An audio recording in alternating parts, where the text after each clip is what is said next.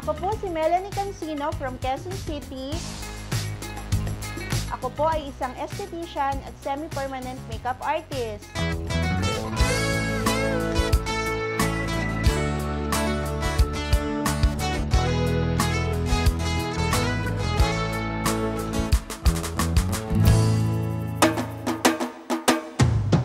New look ba ang gusto sa taong ito? Mag-ayos ng kilay, magpaganda ng mata, at magkaroon ng mapulang labi? Halika at may ipapakilala kami sa inyo, si Ate Melanie ng Quezon City na magtuturo sa atin kung paano sa pagpapaganda ay kumikita. Ate Melanie, paano ba yan? Ngayon po ituturo na po namin sa inyo kung paano po namin ginagawa ang pag-aalaga at pagpapaganda ng ating kilay. Ituturo po namin sa inyo ay yung basic lang po na pag-aayos po ng kilay, since meron po kaming mga services na semi-permanent makeup like microshading, microblading, and combros. Pero kailangan din po kasi niya ng masusing pag-aaral at pagtitraining po at seminar. So, ngayon po, pakita ko po sa inyo yung mga ginagamit po namin sa amin pong basic po para sa pag-aalaga po ng kilay. So, meron po tayong hairnet for the sanitation po ng hair para hindi po lumalaglag po sa mukha natin habang inaayusan po natin yung client. Eyebrow brush, eyebrow pencil, black and brown.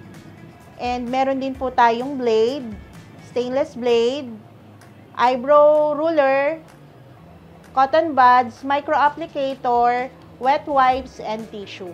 At ngayon po, kasama po natin si Ate Arnie. Halika, Ate Arnie. Siya po ang ating magiging model sa pagpapaganda po ng kilay.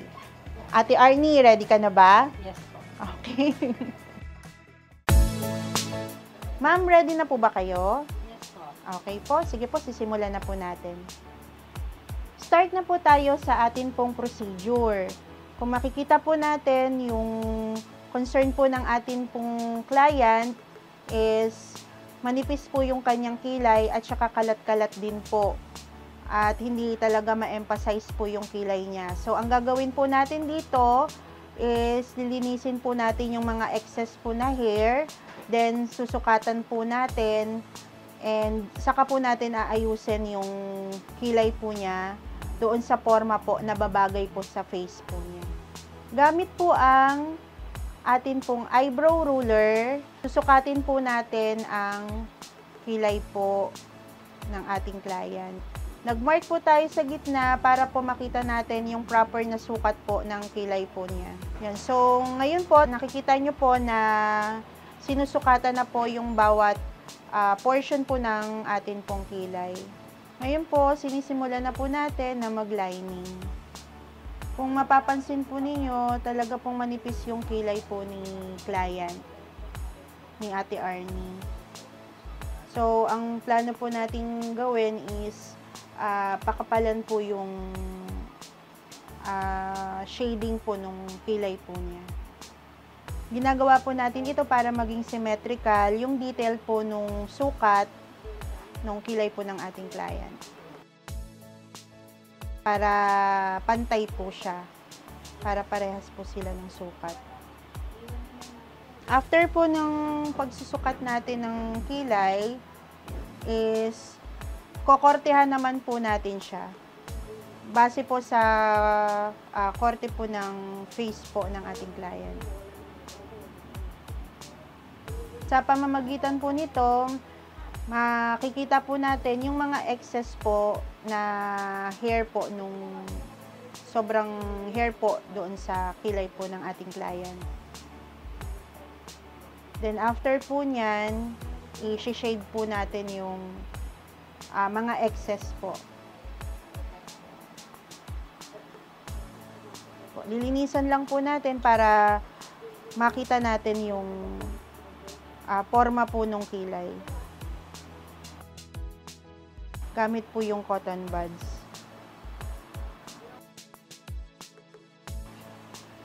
Ngayon naman po, i-shave na po natin yung mga excess po. Paalala po, maging maingat po sa paggamit po ng stainless blade para hindi po masugatan yung skin ng client.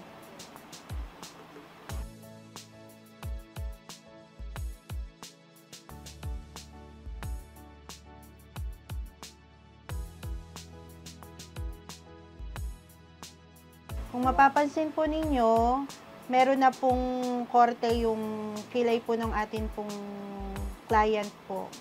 So, ngayon naman po, i-enhance lang po natin yung existing po niya na eyebrows. Tapos, later po, lalagyan lang po natin siya ng color. So, ito po yung pag-grooming po. Gino-grooming natin yung kilay po ni client. Gamit po ang wet wipes, burahin lang po natin yung ginawa natin kanina na sukat. Pero hindi po halos lahat para makita pa rin po natin yung guide dun sa brows po ni client. Okay po, so yan po yung pinaka sukat po nung kilay po ni client po natin. Ngayon po, lalagyan na po natin siya ng brows.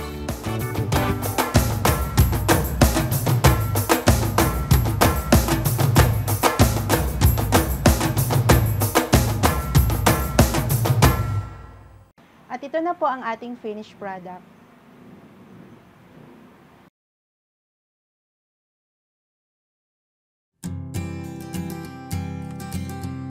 Nagsimula po ang Kilay is Life nung year 2023 po.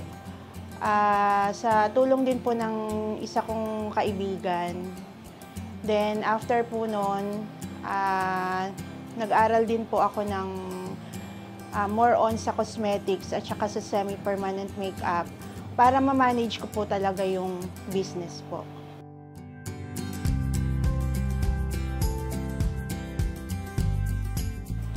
Mahilig po kasi akong mag-makeup.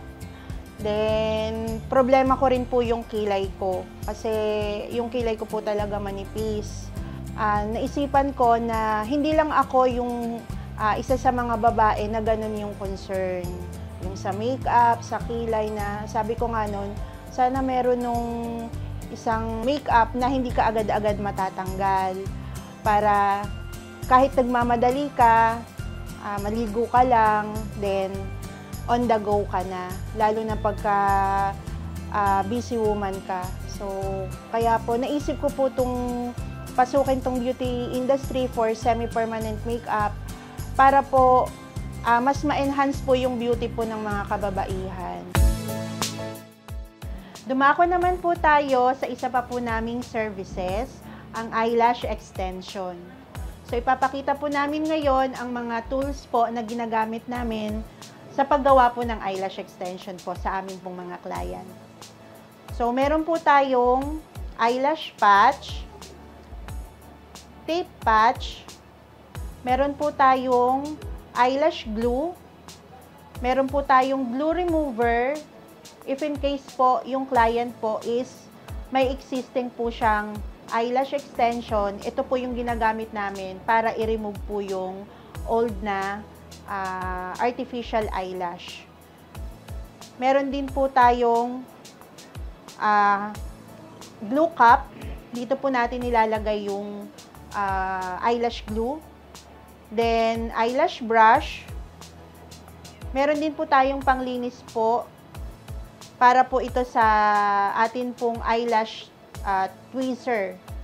If in case po may mga dumi po yung atin pong eyelash tweezer. Then, meron po tayong eyelash pad. And, syempre po, yung artificial na eyelash extension na ang ginagamit po namin is human hair para po hindi po mabigat sa eyelash po or sa mata po ng client pag ikinabit po natin. Meron din po tayong eyelash shampoo and water para po panglinis po natin sa eyelash po ng client para masigurado po natin na malinis, walang residue po yung eyelash po ng client po natin. Then, after po nyan, saka po natin sisimulan ang pagkakabit po ng eyelash extension. So, may mga iba't ibang klase po ng eyelash extension. So, ang gagawin po natin sa ating client ngayon is yung classic eyelash. Ang client naman po is pwede pong pumili ng length o sukat po or haba ng eyelash na ikakabit sa kanya. At depende po yan kung ang eyelash po ng client, yung kanyang original eyelash is mahaba or maikse. So, nagre-recommend din po kami ng length ng eyelash na ikakabit po sa kanya. So, kung manipis po ang eyelash po ng client, usually, ang nire-refer po namin na size po or haba po ng artificial eyelash or human hair eyelash na ikakabit is 10 po. Sige po, simulan na po natin. So, ngayon po dumako po tayo sa pag-i-install po ng eyelash extension sa atin pong client. So, una po muna, lilinisan po muna natin yung mata ni client, pati po yung sa eyelash niya. Then, after po nyan, isa-shampoo po muna natin yung eyelash po. Pikit ma'am ha, huwag didilat.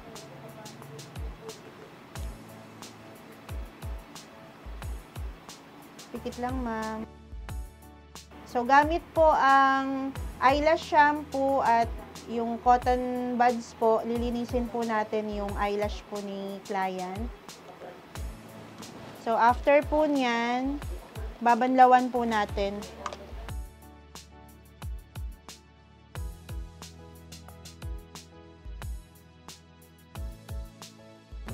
So, kailangan po dry po yung eyelash po ni client. Kailangan make sure lang po na malinis at saka nalinisang mabuti, nabanlawan din pong mabuti ng water. Ginagawa po natin yung para maalis po yung mga residue and syempre po para hindi rin po ma-infect yung mata po ng client natin. Mini-make sure lang po natin na malinis po yung pag-procedure po natin ng eyelash. Make sure lang po na dry na siya. Dry na yung eyelash. Ayan. After po nyan, kakabitan na po natin siya ng eyelash patch po. Yan po yung sasalo po para matakpan po yung lower lash. Para hindi po sumama pagka nagdidikit po tayo doon sa upper lash po. Ayan. Pinapatingala natin yung client, yung eyes ng client, pinapatingin natin sa taas para makover lahat po nung lower eyelash. Para mamaya pagka nagdikit po tayo ng eyelash extension, hindi po masasama yung lower eyelash po, yung lower hair. Hindi madidikitan. Ayan.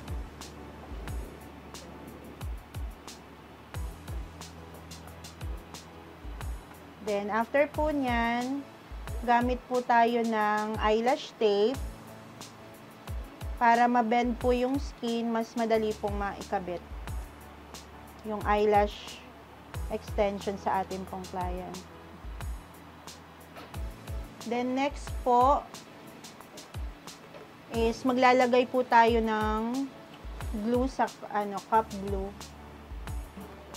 Ang gagamitin po natin na size ng eyelash kay ma'am, since mahaba po yung natural eyelashes po niya is 13 mm po. So ito po yung gagamitin natin sa kanya. So, ang gagawin lang po natin sa kanya is classic. Para natural pa din po yung itsura po ng eyelash.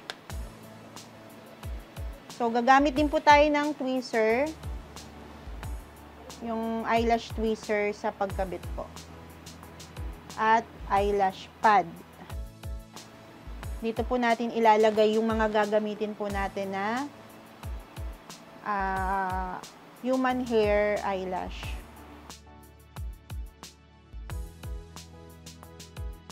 Uulitin po namin na lahat po ng ginagamit namin sa client ay nakasanitize po.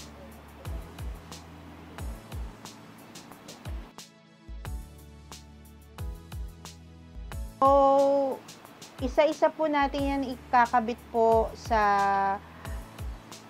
eyelash po ng ating client. So, kinakabit po siya doon po mismo sa natural eyelash po.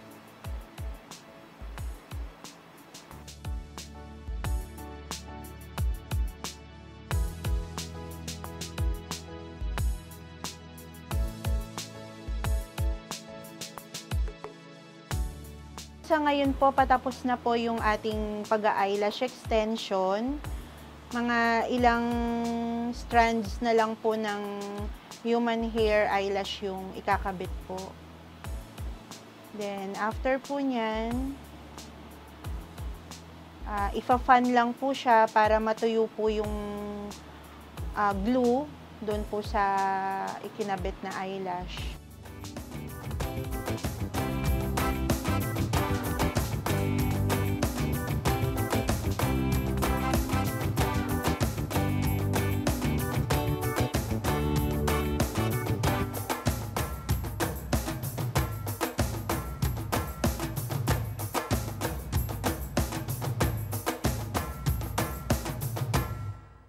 At natapos na po ang dalawang procedure po natin from eyelashes and from kilay. At ito po ang ating finished product.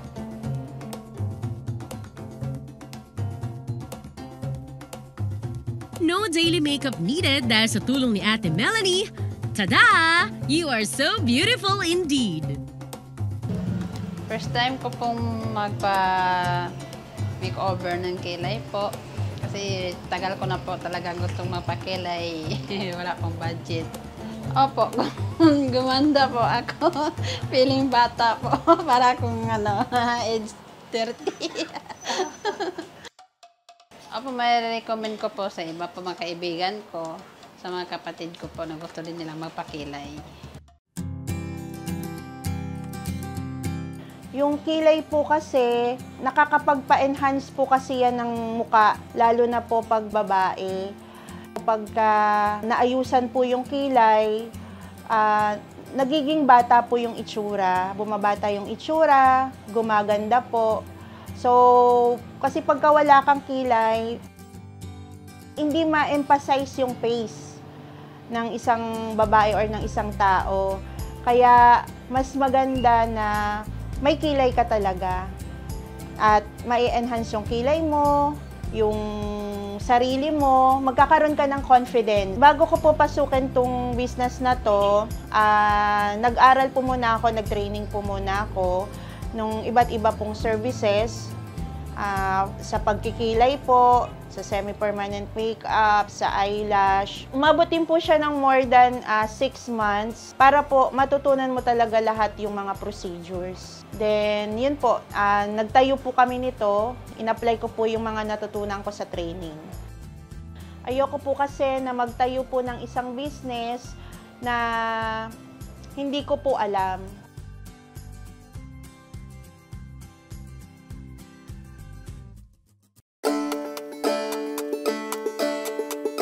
Ang mini-maintain po namin is more on, syempre po, yung quality. And gusto po namin pag lumabas po yung customer dito, masaya po sila. Kasi confident po sila. Kasi sa amin po, pag ganun po yung nararamdaman po ng customer, masaya po kami sa pakiramdam namin. Parang ang sarap sa pakiramdam na may napasaya ka pong tao, kahit man lang po sa simpleng bagay na inayusan niyo po sila.